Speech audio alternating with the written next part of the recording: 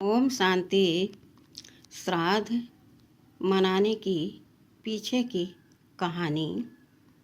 श्राद्ध एक क्रिया केवल नहीं है, अपितु श्रद्धा और प्रेम का भी प्रतीक है। जब हम श्रद्धा से, प्रेम से श्राद्ध करते हैं,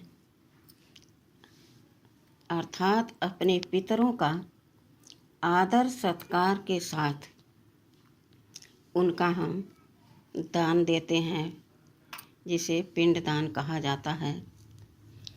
व्रत भी रहते हैं, दिन में लोग शाम को व्रत तोड़ते हैं और अपने माता पिता के गुणों को, उनके प्यार को याद करते हैं। तो ऐसा लगता है कि जैसे उनके घर में ही माता पिता, उनके पूर्वज अभी रह रहे हैं। ऐसा उनके मन में शांति, सुख का अनुभव होता है।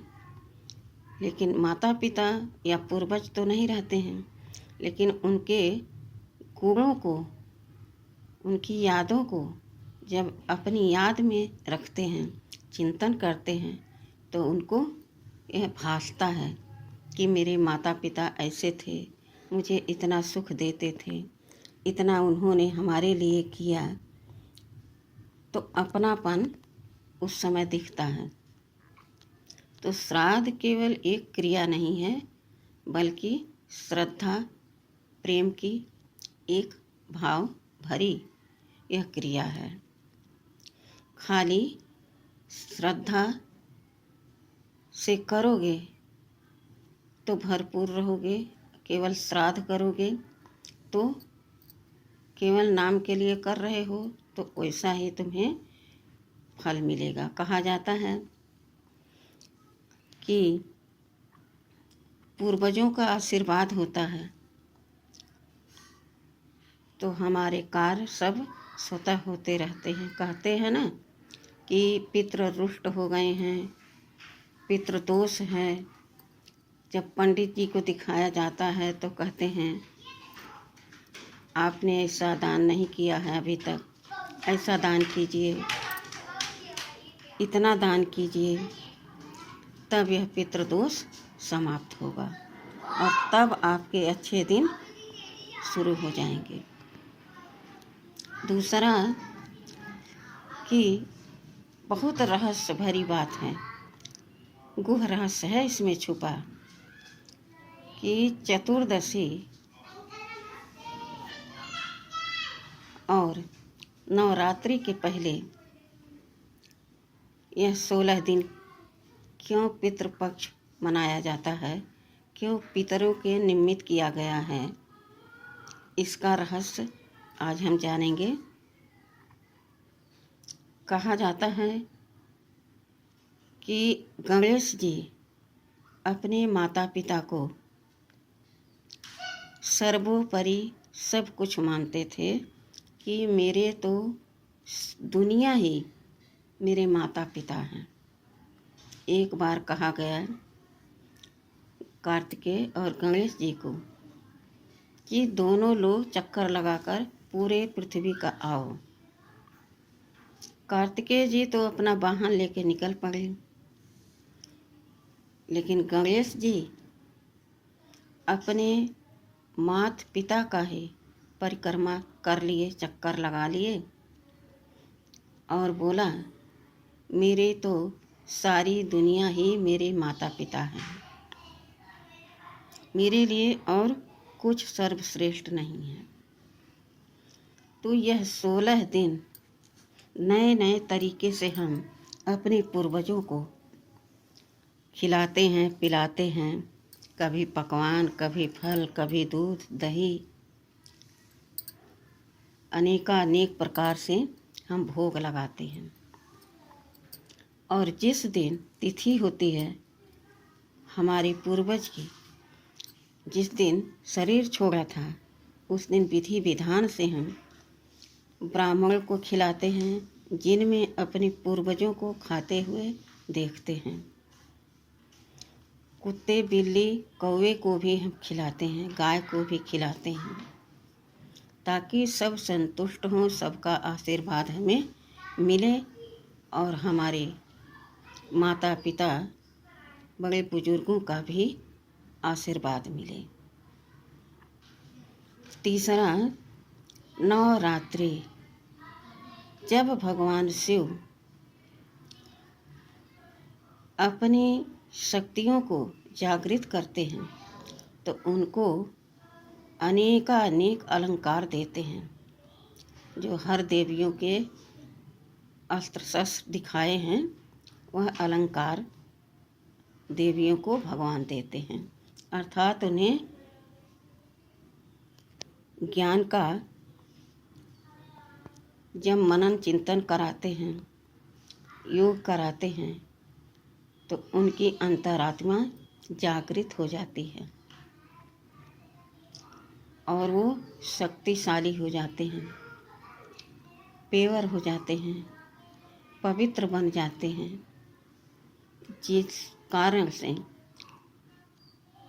वो अपना तो उद्धार करती ही करती हैं, लेकिन पूरे विश्व का कल्याण करती हैं, पूरे विश्व का उद्धार करती हैं। नवरात्रि अर्थात नए कर्म की शुरुआत, नए युग की शुरुआत, नई राजधानी में जाने का लक्ष्य परमपिता परमात्मा देते हैं। फिर आता है दशहरा, जिनमें सारी बुराइयों को समाप्त कर हम जला देते हैं, भस्म कर देते हैं परमात्मा की याद से, अर्थात योग की अग्नि प्रज्वल कर हम उसमें अपने विकर्मों को स्वाहा करते हैं। तब हम पेवर पवित्र 16 कला संपूर्ण बन नए सतयुगी दुनिया में राज करते हैं। पितरों के लिए केवल दान ही नहीं देना है, अपूर्ति देख करके दान देना चाहिए कि सर्व वस्तु, सर्व जो सामग्री दी जाती है उन्हें हम चेक करें। केवल एक वस्तु दान दे देना, सोना मान लो दे दिया, तो वह काफ़ी नहीं है। हर वस्तु, खासकर भोजन देना ही दान बढ़िया होता है। कहा जाता है कि इस विधि को सीता जी ने गया में अपने माता पिता के लिए किया था, दशरथ जी के लिए। और एक कहानी आती है शास्त्रों में कि कर्ण जब अपना शरीर छोड़कर स्वर्ग में गया तो वहाँ 56 प्रकार का सबके पास भोग आता था थाली में, लेकिन इसकी थाली में सोना, हीरा, जवाहरात आता था भर के।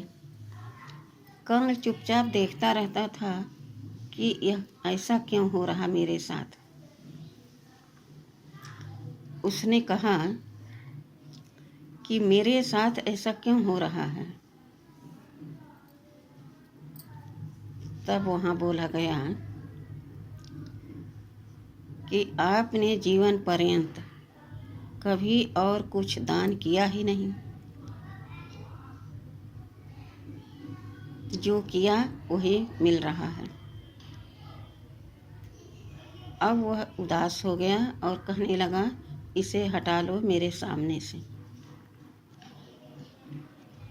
मैं क्या करूं। तब वहाँ कहा गया कि तुम्हें मैं 16 दिन देता हूँ और जाओ अपने पितरों को यथाशक्ति जो तुम्हारे पास हो वह भोजन बनाकर ब्राह्मण को पान कराओ, यथाशक्ति दक्षिणा दान दो, पशु पक्षी को भोजन कराओ ताकि तुम्हारे पितर खुश हो जाएं और तुमको भी जो तुम कर रहे हो, अभी करने जा रहे हो, उसका फल मिलना शुरू हो जाए। जब वह नीचे आया तो बहुत खुशी से, श्रद्धा से सब कुछ दान किया अपने पितरों के निमित्त। फिर वहाँ 16 दिन के बाद जब गया तो उसके थाली में 56 प्रकार का भोजन परोसा गया। कहते हैं कि पितृ रुष्ट हो गए हैं, लेकिन वास्तव में किसी के भी माता पिता रुष्ट नहीं होते हैं। एक बार एक बालक शराब पीने के लिए या जुआ खेलने के लिए अपने पिता से पैसा मांग रहा था।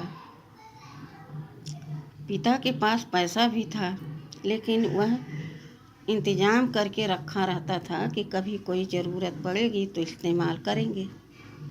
बेटा को पता जब चला तो बेटा मांगना शुरू कर दिया। जब नहीं दिया पिता ने तो बेटा ने उसका गला काट दिया और पोटरी लेकर के चलने लगा।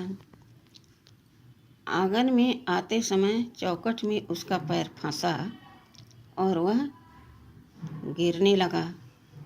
संभल गया, लेकिन जैसे अंदर से आवाज़ आई, बेटा लगी तो नहीं।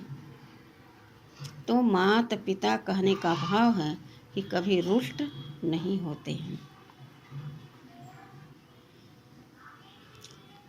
और बहुत बड़ी गुह रहस्य यह बात आ रही सामने कि माता पिता रुष्ट नहीं होते हैं, लेकिन जो हम कर्म करते हैं उसका फल हमें जरूर मिलता है। हमारे कर्म ही हमें दुख देते हैं, न कि कोई और देता है। तो ऐसा इन त्योहारों के पीछे का रहस्य जो जान के, मान के, समझ के करेंगे तो उनको कभी ऐसा दुख नहीं होगा। जो लोग कहते हैं कि हमारे पितर रुष्ट हो गए, हमारे पूर्वज रुष्ट हो गए, फिर वो दान पुण्य करते हैं। और कहा जाता है, बहुत से लोगों का यह प्रश्न रहता है कि जब आत्मा छोड़कर चली गई अपना शरीर और काफ़ी दिन हो गया, तो हम जो पिंडदान करते हैं, श्राद्ध करते हैं, खुशी से करते हैं और यह आस रखते हैं कि हमारे माता पिता तक यह पहुँचे, तो क्या वह पहुँचता है? जबकि आत्मा तो दूसरा जन्म ले चुकी होती है। तो इसका सीधा सा आंसर है कि जिस प्रकार से हम अपने अंदर जो सोचते हैं उसकी तरंगें निकलती हैं, वाइब्रेशन फैलता है, इसी प्रकार से जो हम अपने पूर्वजों को दान करते हैं और पंडित जी से जब यह लेन देन करते हैं, पंडित जी कहते हैं कि अपने पितरों को जो दान देना हो दो और खुशी से दो। तो जब हम दान करते हैं और यह संकल्प करते हैं कि यह वस्तु हमारे पूर्वज तक पहुँचे, वह चाहे जहाँ कहीं भी हों, तो यह एनर्जी वहाँ तक जरूर पहुँचती है। अनायास उनको कहीं लॉटरी लग जाती है, कहीं से कोई मनी ऑर्डर कर देता है, या कोई घर परिवार में उसकी कोई ज़रूरत पूरी कर देता है। तो वह आत्मा सोचती है कि हमने तो कभी सोचा नहीं था कि ऐसे मेरी मदद कोई करेगा। देखो अपने आप हमें सब कुछ मिल गया। भगवान का धन्यवाद करती है, शुक्रिया करती है, तो उसकी दुआ जो निकलती है वह हमारे पास तक जरूर लौट कर आती है। यही कारण है कि कहा जाता है कि तुम्हारे पितर रुष्ट हो गए हैं, तुमने अपने पितरों की कदर नहीं की, सत्कार नहीं किया, उनको कुछ दान पुण्य नहीं दिया, जिसके कारण तुम्हारे पूर्वज रुष्ट हो गए हैं। तो यह है दान देने की विधि। जो हम देते हैं वह लौट कर हमारे पास जरूर आता है। तो इस पितृपक्ष में जो आज तक हम अपने माता पिता को कुछ नहीं किए, तो अब यह एक शुभ अवसर है जो दान पुण्य करें, उनसे क्षमा मांगें, उनसे प्रार्थना करें कि हमें माफ़ कर दो। और पश्चाताप करने का कोई अर्थ नहीं। पश्चाताप कर लिया, कोई हमने नियम नहीं लिया, व्रत नहीं लिया कि आज से हम अपने पूर्वजों के प्रति, अपने माता पिता के प्रति ऐसा कोई गलत व्यवहार नहीं करेंगे। लेकिन हम जब प्रायश्चित करते हैं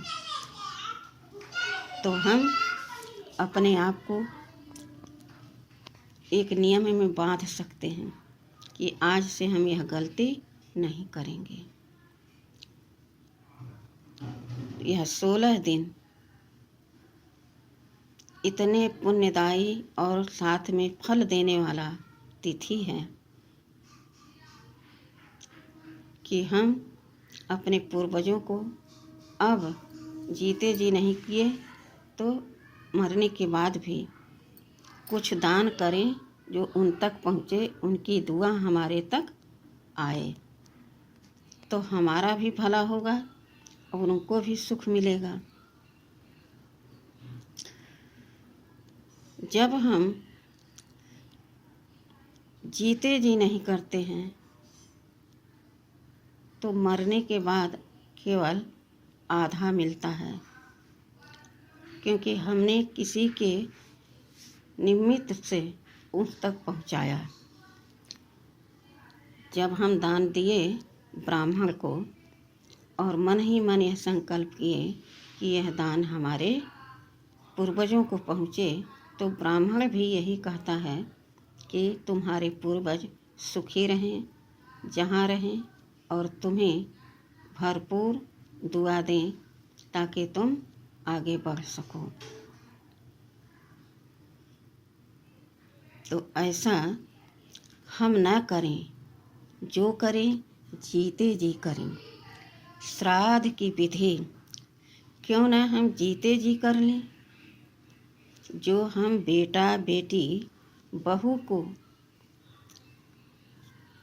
करने के लिए छोड़ जाते हैं, वह क्यों हम किसी पर बोझ डालें।